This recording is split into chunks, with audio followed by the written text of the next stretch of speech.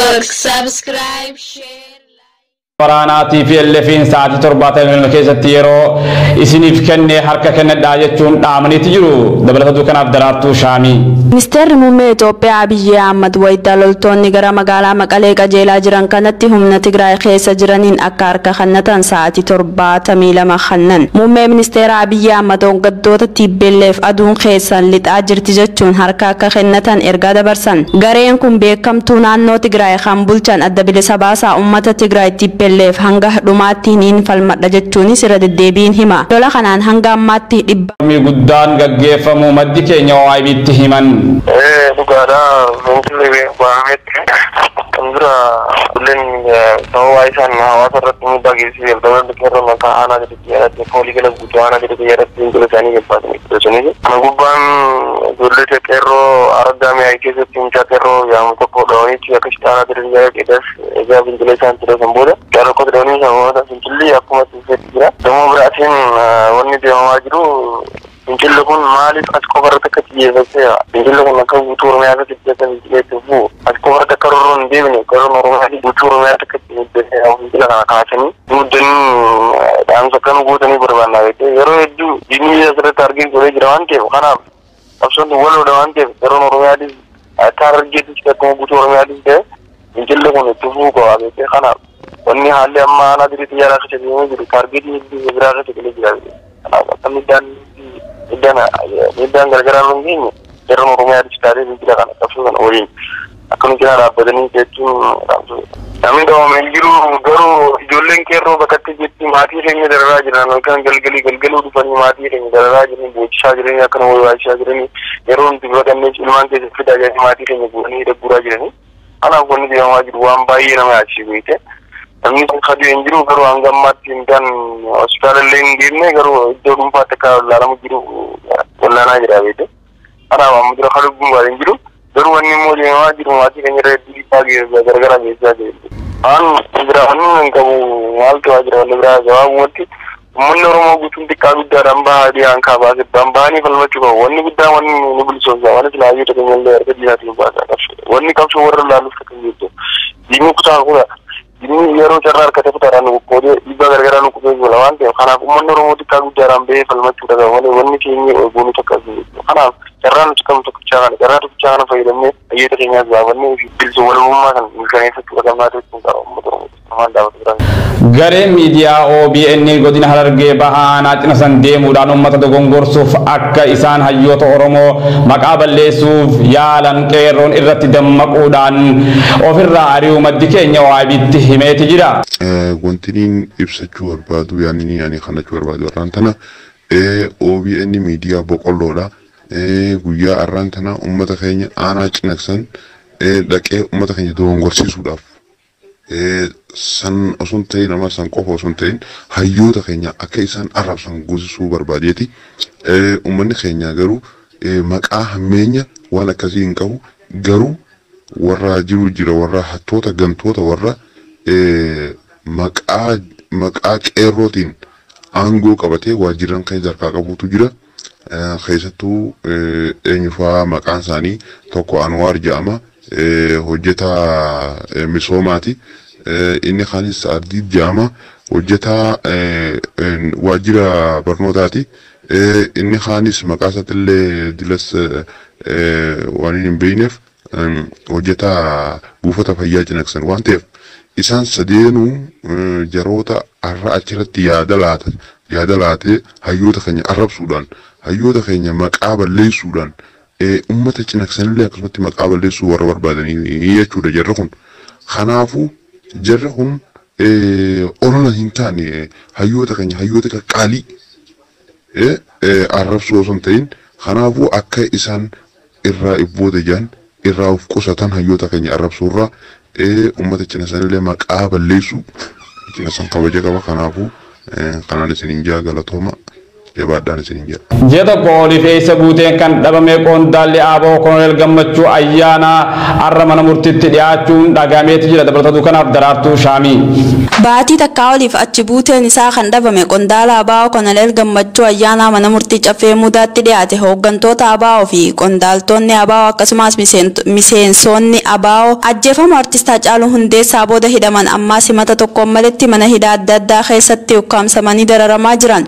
Adoolessa 4 bara 2020 mana jireenya isaa keessaa kan qabamee hidhame qondaala Aboo fi qabsaa'aa gameessa Koloneel Gammachuu ayyaana baatii takkaa oliif achi buuteen isaa dhabamee kan ture guyyaa irraa 23 bara 2020 mana murtii caffee mudaatti dhiyaachuun barame. Koloneel Gammachuu ayyaana dabalatee hooggantoota Aboo kanneen akka Jaala Mikaa'el Booramaa fi Jaala Kenneessaa ayyaana kanneen biroos kan waliin himatamaa turan manni murtii godina addaa naannoo Oromiyaa magaalaa Sulultaatti argamu akka isaan bilisaan gallakkifaman ajaja. Manni murtii ajaja dabarsuus olaantummaan seeraa mana murtii harka osoo hin taane poolisii ta'uun akeekuun ajaja mana murtii diduudha. Manneen hidhaa adda addaa keessatti dararamaaf saaxilamaa turan. Baatii takkaan dura mana hidhaa magaalaa Sabbataa Daalii jedhamu keessatti fuudhamanii bakka itti hidhamanii jiran kan hin beekamne hooggantoonni Aboo kanneen guyyaa har'aa Koloneel Gammachuu qofaatu isaanii mana murtii caffee mudaa dhiyaachuu isaanii namoonni achi ijaan argan dubbatan. Koloneel Gammachuu ayyaanaa irratti simanni shororkeessummaa kan irratti dhiyaate namoonni oolmaa dhaddacha isaa dhaggeeffatanii dubbatan akka namoonni dhaddacha Koloneel Gammachuu ayyaanaa hordofaa jiran ja'anitti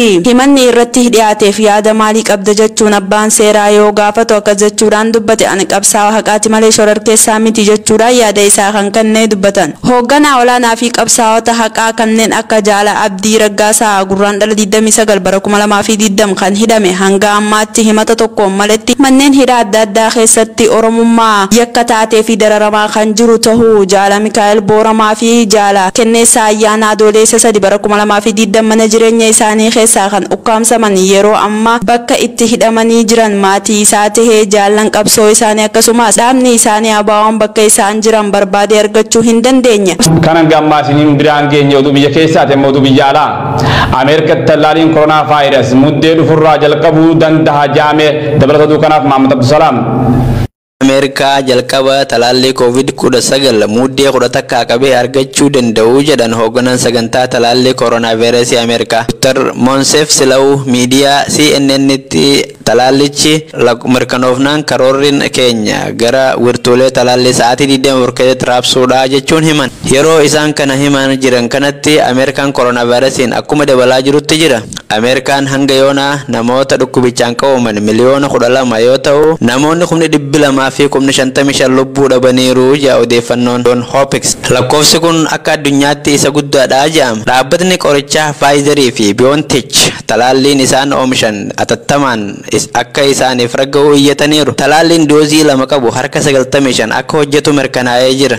Pfizer dhuma waggaa kanarratti doozii miliyoona 50 naan oomishaa jira. Bulchiinsa nyaataa fi qorichaa Ameerikaatti koreen dhimma talaallii muddee 10 walgahuun talaallicha raggaasuu fi dhiisuu irratti mari'ataa jira. Dr. Silawun qorichi kun ragga'ee guyyaa tokko yookaan 2 booda kennamuu danda'a jedhan. Talaalliin kun hanga baay'ina uummataa naannoleetiin raabsamaa jedhama. Dr. Silawun kutaalee biyyattii eenyu talaallicha dursee argachuu akka qabuu fi murteessuu jedhan. Haa ta'u malee namoonni irra caalaan saaxilamoo kan ta'an manguddootaa fi hojjettoota fayyaa dursa argachuu qabu jedhan. Dhaabbanni qorichaa Moderna jedhamus talaalliin isaa harka 95 akka hojjetu mirkaneessee raggaasisuuf torbee dhufu keessa gaafii dhiyeesse. Dr. Silawun sadarkaa talaallichi amma irra jiruun Ameerikaan madiinummaa hoomaa baatii caamsaa keessatti qabaachuu dandeessi. Yeroos namoonni harki 70 ta'an talaallii ni argatu. Malees waa'ee talaallii kana yaadni namoota asirrii hin taane hir'isaa deemuun namootni fudhachuu jalqabu. Kun baay'ee nu gargaaraa jedhan. Jireenyi isaa duriitti osoo hin deebiin dura talaallichi argachuu qabaa jedha. Dr. Silawun Faawuchiin ogeessa gameessa qorannoo dhukkuboota daddarboo yoo ta'an namni gahaan yoo talaallii fudhate Ameerikaan waggaa dhufu keessa saffisaan madiinummaa garee horachuu dandeessii jedhan. Dhimma yaalii talaallii kanarratti odeeffannoon gad lakkifamuu baatus dhaabooti oomishaa jiru waan nama yaaddeessu hin jiru jedhan. Talaallii takka fudhannaan hanga yeroo meeqaatti akka hojjetuu fi yoo hojjechuu dhaabe namoonni dhukkubichaa ni daddabarsuu kan jedhamu wanni barame hin jiru. Jechuun Tiraamp beekamaan filannoo mo'amuu isaanii fi diduu bu'aa filannoo duubatti deebi'u deebisuuf yaalan akka dhaaban gaafate. Dabalata dukanaaf Mahammad Abdusalaam. Michuun Doonaald Tiraamp beekamaan filannoodhaan mo'amuu isaanii fudhachuu diduu fi bu'aa filannoo boodatti deebisuuf isa yaalan akka dhaaban gorsan. Bulchaan Niiwu Jersii duraanii Kiriis Kiriist garee seeraa pirezidaanticha qaanii biyyaalessaa jedhanii waaman. Pirezidaanti Tiraamp bu'aa filannoo fudhachuu diduun filannoo akka hatame ragaa malee himachaa jiru. Ripaabilikaanonni baay'een adeemsa seeraa isaanii deeggaranillee muraasni garuu bu'aa filannoo akka fudhatan gaafachaa jiru. Gaafa sanbataa Pensilveeniyaatti abbaan murtii himannaa isaanii sagalee karaa poostaan kenname sirrii mitii jechuun jalaa kuffisaniiru. Tiraamp filannoo ilaalchisuun himata dhiyeessan abbaan murtii kuffise. Tiraamp Baayiden injifatee ja'an garuu bu'aan filannoo didan abbaan murtii Maatiiw Bireeyin jedhamneetu dhiyaatee jechuun turan. Miidiyaa ABC jedhamurratti sanbata darbe dhugaa dubbachuuf gareen seeraa pirezidaanticha qaanii biyyaalessaa tahaa jiru ja'an deeggartoonni Tiraamp alatti waa'ee filannoo hatamuu haasa'u garuu yeroo dhaddachatti dhiyaata waa'ee hannaa hin falmanii ja'an. Ani deeggaraa pirezidaantichaan ture. Isaas filadheera garuu filannoon hundi bu'aa qaba waan ta'eef jiruu akka hin taanetti yaaduu itti fufuu hin dandeenyu jedhan. Kana malees falmii pirezidaantichi Baayiden waliin yeroo jalqabaaf taasisaniif kan qopheessan nama kana abbaa seeraa garee Tiraamp kan bakka bu'an Sidney Powell ibsa gaafa kamisaa kennanii ragaa tokkoyyuu otoo hin dhiyeessin sirni filannoo elektiroonikii sagalee baay'ee kan Baayidenitti geeddareera kan mo'achuu danda'es maallaqa kooministii jedhan. Gareen duula Tiraamp gaafa sanbataa ibsa baaseen adde Sidney Powell adeemsa seeraa kana kan gochaa jiru karaa ofii isheetiin malee nuun bakka buutee miti jedhan. Haa ta'u malee jalqaba baatii kanarratti miseensi garee kanaa akka taate tiwutarii isaan irratti barreessanii jiru. Dilbata irratti ripaabilikaanonni biroo bu'aa filannoo kanaa akka fudhatan gorsaa turan. Bulchaan kutaa biyya Meerilaand Laarii Hoogan yaaliin bu'aa filannoo duubatti deebisuuf taasifamu biyya keenya biyya boodatti haftu fakkeessaa jedhanii dubbatan. Tiwutarii irrattis Tiraamp goolfii haasa'uu dhiisanii bu'aa filannoo kana fudhachuu qabuu jedhaniiru. Bakka bu'aan filannoo Michigan Fred Upton sagalee kennitoonni naannoo isaanii Baayiden filachuun filannoo isaanii agarsiisanii jiru. Pirezidaantichi bu'aa filannoo hin fudhataniif malee yeroon sirna aangoo wal harkaa fuudhu ammaa jedhanii dubbachaa jiru. Egaa daawwattoota keenya jaalatamoo fi